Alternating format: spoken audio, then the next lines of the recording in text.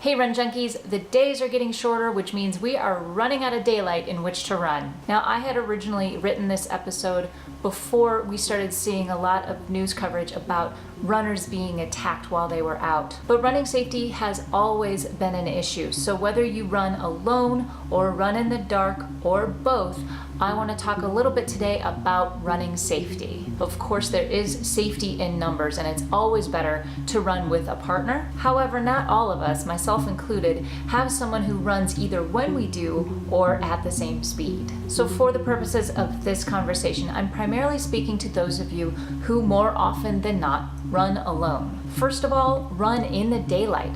Now this of course is the best case scenario, but as we get closer into fall, we are starting to run out of those daylight hours. This means we're gonna have to start getting really creative when planning our runs. If you have to run in the dark, please leave your earbuds at home. You wanna also be able to hear clearly as well as see. I know that it's more fun, it makes the time pass a little bit when you're listening to podcasts or music while you're running, but it's just safer to be able to hear, so leave those earbuds at home. Also, if you have to run in the dark, wear lights, wear bright clothing, and reflective equipment. You can find clip-on lights for your shoes or for your clothing. You can also wear a headlamp.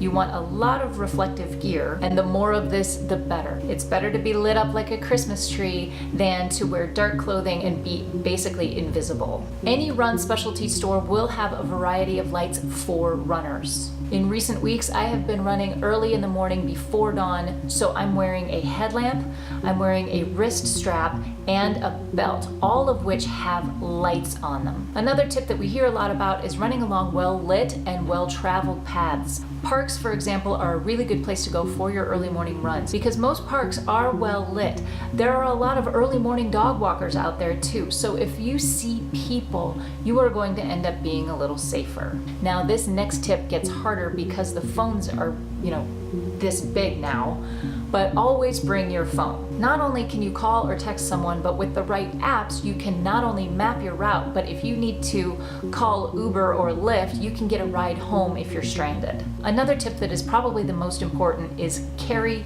ID. In the worst case scenario, something has happened. You can't speak for yourself, you can't advocate for yourself. Someone who finds you needs to know who you are and who to get in touch with. For just a few dollars, Road ID is the best investment you can make in your running. This is my Road ID. I actually wear this most of the time, not just when I'm running. It has my name, it has my blood type, it has the fact that I have no known allergies.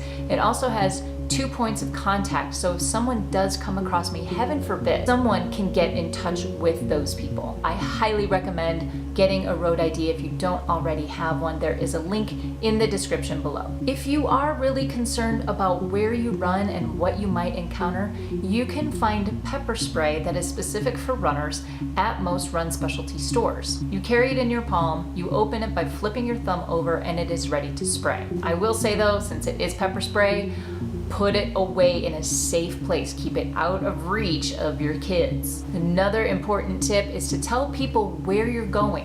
What is your route? How long are you going to be out? When you expect to be back? And how many miles approximately you think you're going to do? This is especially important when you're going out for longer runs, when you're going to be out for several hours. You might have an arrangement with someone to check in with them at frequent intervals. Another option is live tracking. Some watches, like mine, have a live tracking feature. Someone can track your progress in real time via text or email, however you decide to designate that. In the end, all of this adds up to one thing. Just be smart. Trust your gut when you go out. Stick with what you know. It is possible to be safe when you're out running in the dark and running alone, but you do have other options. Unfortunately, we've seen a lot of news lately about runners getting attacked. Also, unfortunately, it's not really news. It's been happening for a very long time. We're just hearing a lot more about it now. I would like to ask you to not let the fear of what we're hearing from the media keep us from getting and staying fit. I would hate to see any of us stop running because we're afraid to walk out our own front door. So here's my question of the week. What measures do you take when you are either running alone, running in the dark, or both? Or do you avoid doing either one of those at all costs? But that is it from me today. If you like this video, please give me a thumbs up and subscribe. We've got a lot of great things coming up in September. Thank you very much for watching. Get out there, go find your awesome, Until next time, be safe and happy running.